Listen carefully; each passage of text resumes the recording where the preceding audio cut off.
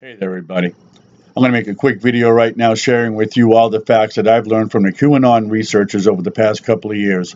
This has nothing to do with Q, but everything to do with the researchers themselves, the work they've done, the things they compiled, and the facts they presented to the American people. Now, these are the facts as best as I can recollect them at this moment in time, but these will be the facts. I'm going to give a little bit of background context, and then we're going to get right into it. All right, listen up. Here we go. All right, during the Great Meme War of 2015 and 2016, the diaspora of the Kekistani people gathered together once again to create the dank meme. The memes were dank, and they pleased the great god Kek, the god of chaos and laughter, the god of darkness who comes before the light. Through his prophet Pepe, they rose up amongst the people a great leader named Donald Trump. The leader was good, and Kek was pleased, and Donald Trump ascended himself to the presidency. During this time, though, we had the DNC and Hillary Clinton rigging the primaries against Bernie Sanders by adjusting the way superdelegates were passed out amongst their candidates. Okay, these came out during the DNC emails, the John Podesta emails. Okay, during these times, the John Podesta emails were hacked, as well as the Democratic National Committee server as well. Now, going first to the DNC server, okay? Now, transfer rates for internet file transfer speeds range from about 8 to 12 megabytes a second. These files were downloaded at approximately 42 megabytes per second, showing that these files could have only been accessed from the inside from a direct contact with the server itself. Okay? Now, there were people in the DNC that were very unhappy about this primary being rigged against Bernie Sanders, one of these people being Seth Rich. All right, now, I can't prove this part right here, but this is, I don't know how you say it, very probable. Let's put it that way. Okay, now, Seth Rich was very unhappy about Bernie Sanders being denied the nomination. Okay. He may have accessed these files from the DNC server himself and passed them on to WikiLeaks, which then posted them. After this happened, approximately 3 days later, Seth Rich found himself dead in the street. Julian Assange from WikiLeaks then offered a $25,000 reward for information on the death of this man. Why would he do that? What would be his motivation for some Democratic National Committee staffer? All right. I'll leave that up to you. All right, but during this time, when the DNC was hacked, these files showed that not only that there was election rigging going on in the Democratic National Committee, but that also that Hillary Clinton had a private bathroom server in her house.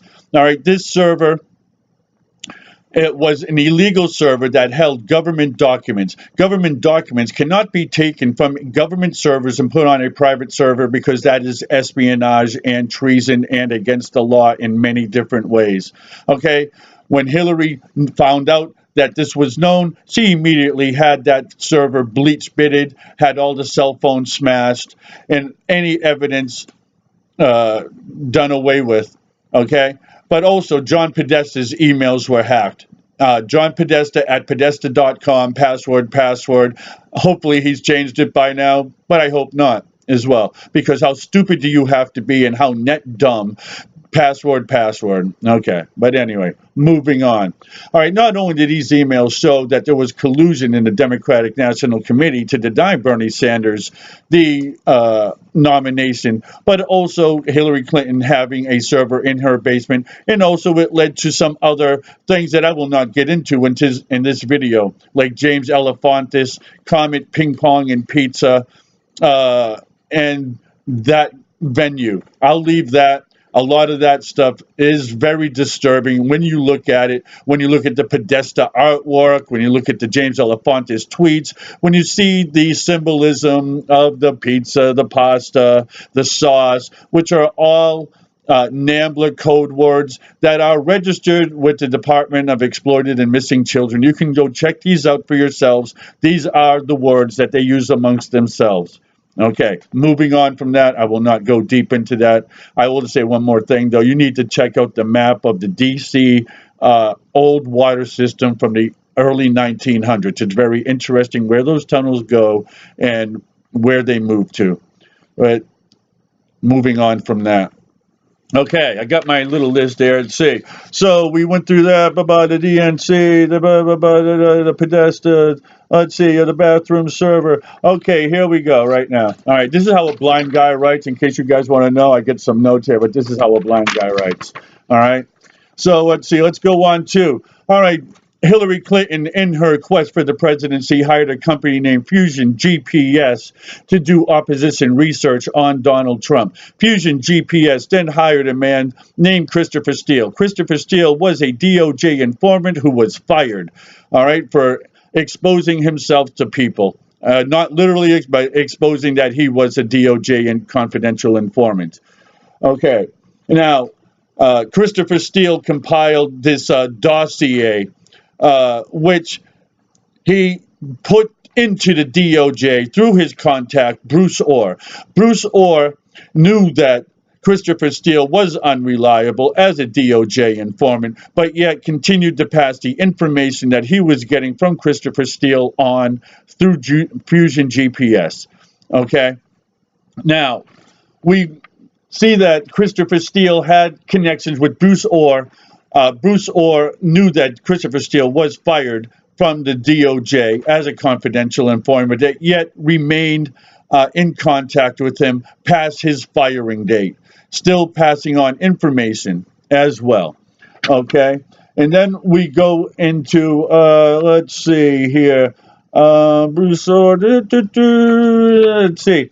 We also have at this time text messages and emails between Peter Strzok and his girlfriend there, Lisa Page, which showed that not only were they against Donald Trump becoming president, but they also had an insurance plan. Now, Christopher Steele as well had also said that he did not want to have Donald Trump as president, and he would do anything he could to prevent Donald Trump to become president. So right here, you have people that information should have never been listened to, never acknowledged, never passed on through the DOJ because of their biases. Okay? That is clear and present bias right there by Christopher Steele. All right? And Bruce Orr should have never passed on that information. Okay? Let's see. Then we have the FISA warrant. All right. Carter Page was also a confidential DOJ informant because he had business dealing with Russians a few years back, 2014, I believe it was, or maybe even earlier than that. That Carter Page also had Russian business dealings that they used, but he was a DOJ informant. They already knew everything Carter Page has. He was already on the payroll. But yet they used that to get a bogus FISA warrant to surveil him and to expand that FISA warrant to other people within the Trump campaign. Okay, there were approximately 30 people under FISA surveillance. These FISA warrants are only good for 90 days. Yet they were renewed 5 times by James Comey, Rod Rosenstein, who just checked off on them, didn't even bother to go through and see where they were at, if these things should have been denied. Even the judge recently has said that there should have never been FISA warrants issued because of the flagrant bias and information that was presented to the court. These things should have never been acknowledged whatsoever. All right. Now, James Comey also was doing an investigation on the Hillary email server. And basically, at the end of it, instead of using legal terms like gross negligence, he used careless recklessness around that matter. Because using gross negligence would have meant that Hillary Clinton would have been going to court for this, would have been imprisoned for this. But James Comey changed the language in the final report to give her a free pass and to let her off the hook. We are letting people committing espionage and treason off the hook now, okay? And then we go from James Comey, Rod Rosenstein signing off on FISA warrants, doing all this to Manafort now. Now we get Mueller. All right, Mueller had a big part in the Uranium One brokerage deal where we sold 20% of our uranium to Russia. During this time, Bill Clinton was in Russia giving speeches for hundreds of thousands of dollars. Okay, and while Hillary Clinton was at State Department, so Robert Mueller brokered this deal, and yet he wants to be special counsel on a Russian collusion trial based on a phony FISA warrant given by a fired DOJ confidential informant through an FBI agent. Okay, all of this just smacks of collusion between all of them. These people all had contact with each other. As I said, Christopher Steele still kept in contact with Bruce Orr. All right, passing his information on. All right, you have James Comey giving Hillary Clinton a free pass.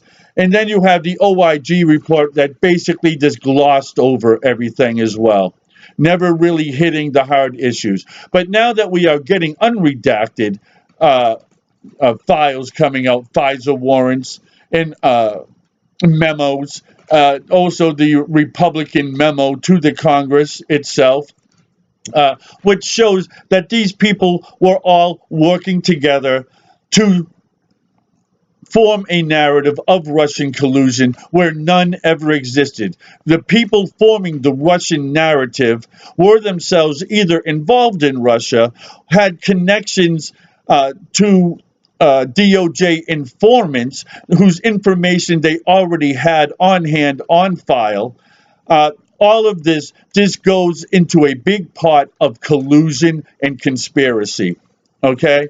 Now we are starting to get more and more releases of data, more and more redacted documents, and the truth is finally coming out. Now, here's the one thing, the one most important thing ever that people need to remember. If Julian Assange has been asked by the Senate Intelligence Committee to come and speak to them. Now, this is the one thing that will sink everything. If Julian Assange gets in front of that Senate committee and he tells them, Julian Assange has great ethics and morals, and this is what kind of worries me.